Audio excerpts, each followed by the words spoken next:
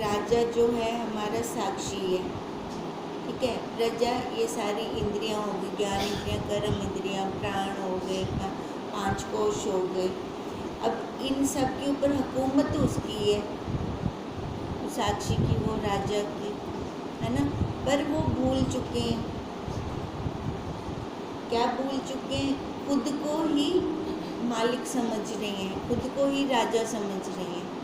यही हम कल कर रहे थे कि अपने आप को तुच्छपना उनका सिद्ध हो रहा है। तुच्छपना क्यों सिद्ध हो रहा है? हाँ, अपने आप को भूल चुके हैं ना वो। प्रजा के भिन्न भिन्न व्यवहार के दूर करने का तथा एक तत्व करने का यत्न करने से भी सर्व प्रजा के भिन्न भिन्न सब व्यापार में प्रवृत्ति निवृत्ति की बाधा ना होगी। अब जो चौथी अटारी पे खड़ा है, जो खाली देख रहा है ना, उसको कुछ लाभ हानि नहीं है। लाभ हानि कब होगी? जब वो खुद आकर बीच में आएगा। तो ईश्वर की नियति आदि से ऐसे ही हुई है। देखो, शुरू से ऐसे चल रहा है कि इंद्रियां, ज्ञान इंद्रियां, कर्म इंद्रियां, प्राण कोश अपना अपना कर्म कर रहे हैं, और वो अपना कर रहे हैं। दोनों अपने रास्ते पे चल रहे हैं, पर हो क्या रहा है कि ये जीव है ना, ये जीव अपने आप को, इसने ये शरीर को मैं से मानना शुरू कर दिया। अब शरीर से मैं मानता है तभी रोता है ये। परंतु गवर्नमेंट की हुकूमत तो सब प्रजा पर है। हुकूमत तो अन्यथा कोई कर सकता नहीं। चाहे अपने आप को मैं ही मानते रहे ना, तो भी मतलब खुद नहीं कर सकते, उसके बिना खुद कुछ नहीं कर सकते। फिर गरीबों से राग द्वेष कर निज महत्वता रूप इज्जत क्यों खोवें, निष्कारण क्यों सतावें। अब कहते हैं भी हुकूमत तो उसकी रहेगी हमेशा, तो फिर राग द्वेष क्यों करें, है ना। अब राग द्वेष का क्या मतलब है? फिर गरीबों से राग द्वेष कर निज महत्व रूप इज्जत क्यों खोवें। अब राग द्वेष कौन है और ये गरीब कौन है? इंद्रियां गरीब है, ठीक है। जो इंद्रियां हो गई गरीब अपनी। अब गरीबों से राग द्वेष कर निज महत्व, ये अंतःकरण की बात कर रही है ना। अब अपना महत्व तो हम खुद खो रही हैं। कैसे खो रही हैं? मैं धनी हूँ, उपाधियों में आ रही है ना, मैं डॉक्टर हूँ, मैं वकील हूँ। तो इससे क्या आता है? अहंकार आता है। पर जो ये अहंकार है कब तक है? जब तक आकार है तब तक ये अहंकार है, नहीं तो उसके बाद पूछता कौन है?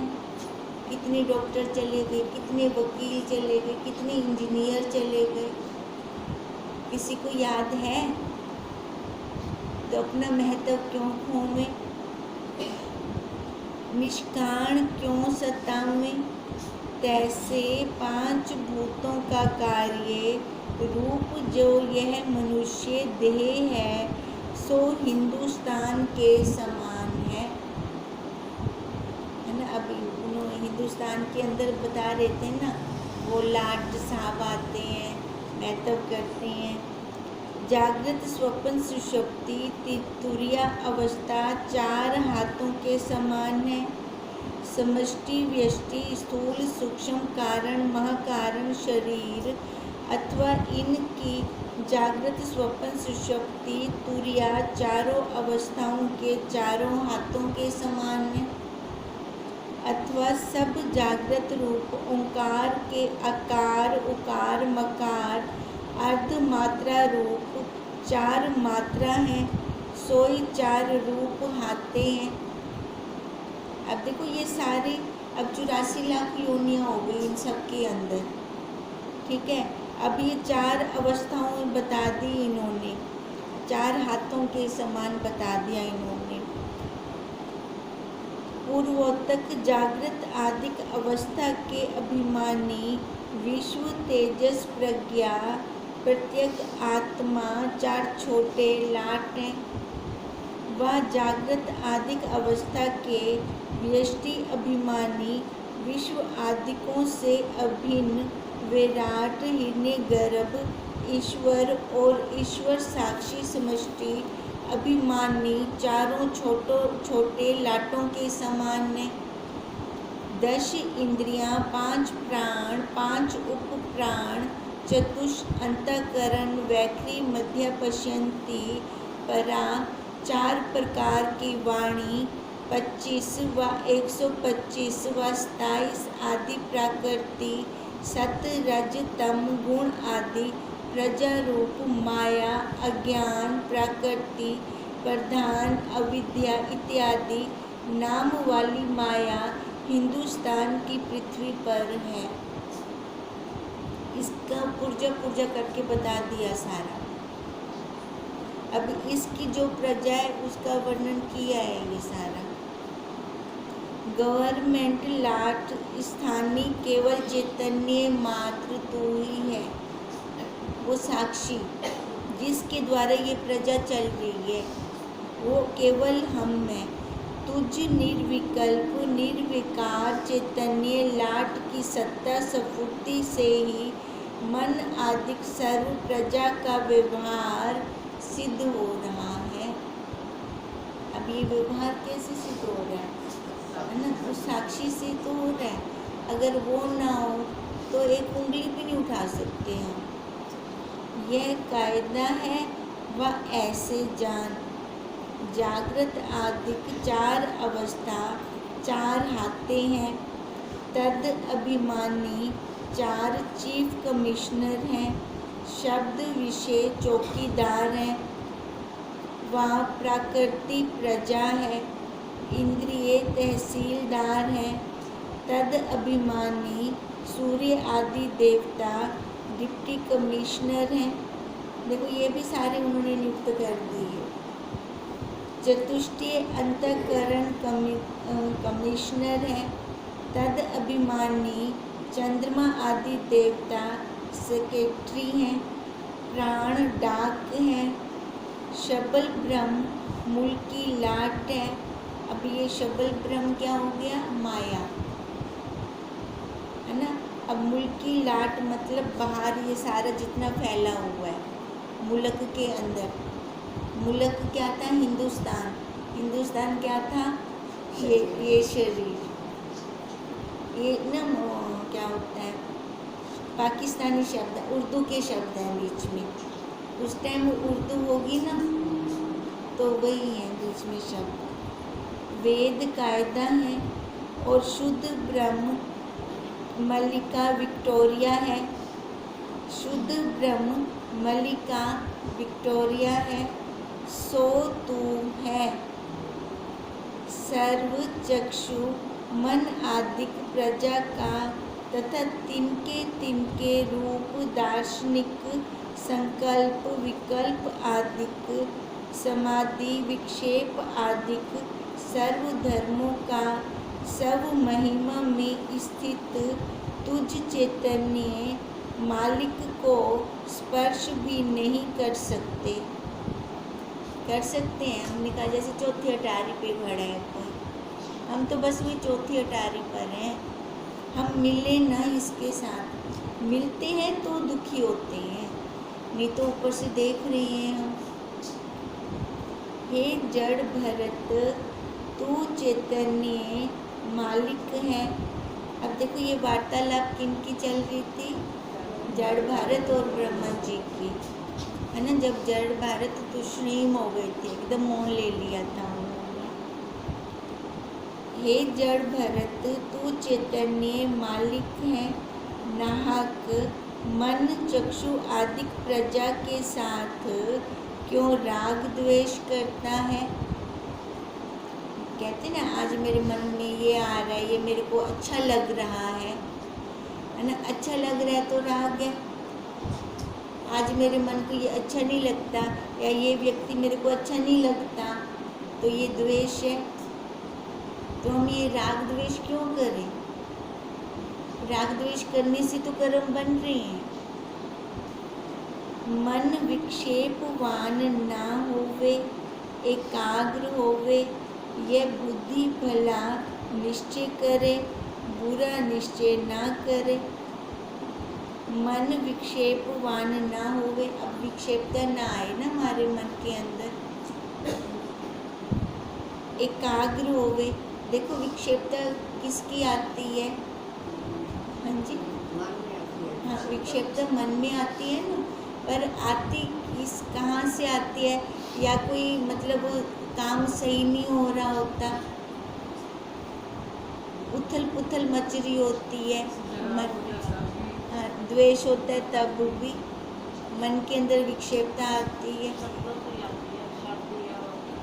शब्द आती है, या हम सामने वाले के गुण पकड़ लेते हैं, है ना, गुण पकड़ते हैं, पर हमें समझ हो ना, वो बंदा तो वैसा नहीं है, उसके गुण क्रिया कर रहे, सभी के गुण काम कर रहे हैं। तो जब हमारे मन के अंदर, बुद्धि के अंदर ये बात बैठ जाएगी कि सभी के गुण ही चल रहे हैं, किससे राग करेंगे? राग तो पहले खुद को अहंकार में शरीर वाला बना, फिर मैंने राग भी किया, द्वेष भी किया।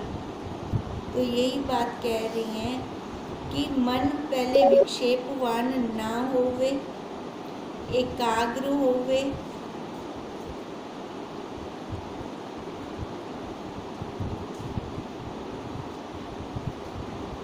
यह बुद्धि भला निश्चय करे, बुरा निश्चय ना करे। बुद्धि के अंदर बुरा विचार आए ही ना।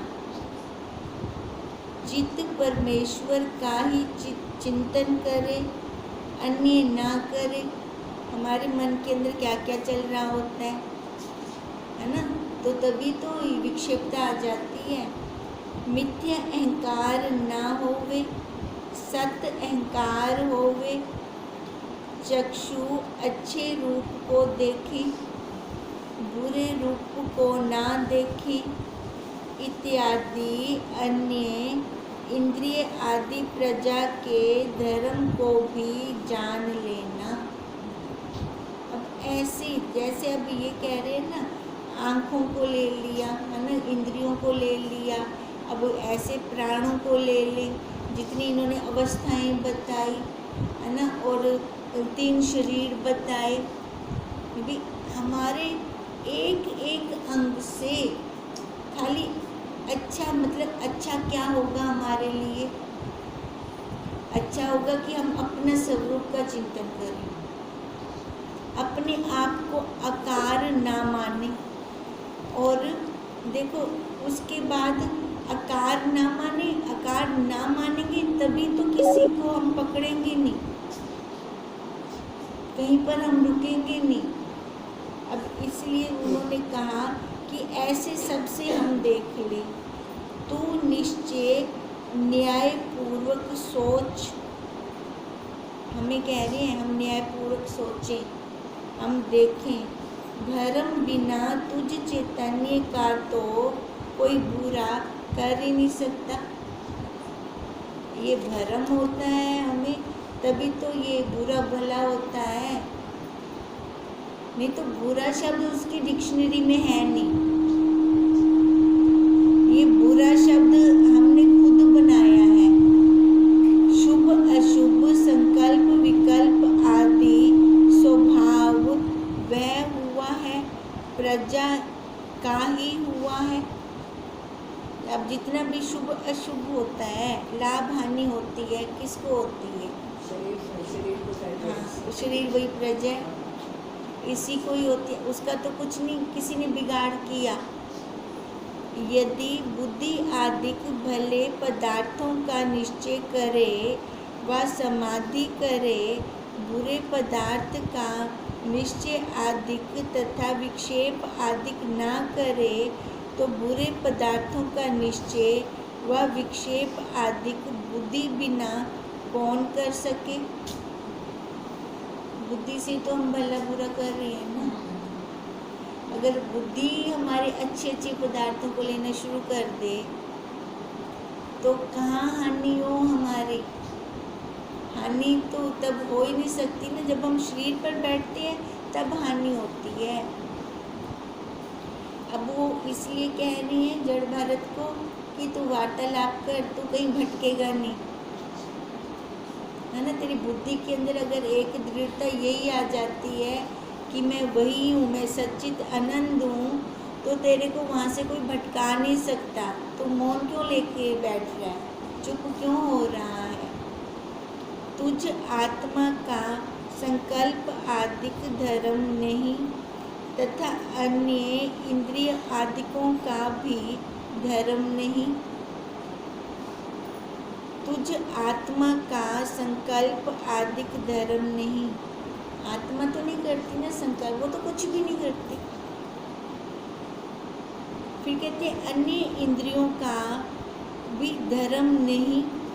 अन्य इंद्रियों का भी धर्म नहीं। क्या उनका क्या धर्म नहीं है कि वो अपने धर्म को छोड़कर दूसरे में जाए। आत्मा का भी अपना कोई धर्म नहीं है ना। इंद्रियों का ये धर्म नहीं है कि अपने आप अपने धर्म को छोड़कर किसी दूसरे धर्म में प्रवेश करें। नहीं तो मन आदिक बिना विक्षेपता आदि निश्चय व्यवहार कैसे होगा, किंतु नहीं होगा। जब वो दोनों अपने अपने धर्म पे दृढ़ हैं, अपना अपना धर्म का पालन कर रहे हैं, तो गलत व्यवहार कैसे हो सकता है। हाँ जी, जब मिल जाएंगे तो गलत। हाँ, जब मिल जाते हैं तभी गलत व्यवहार होता है ना।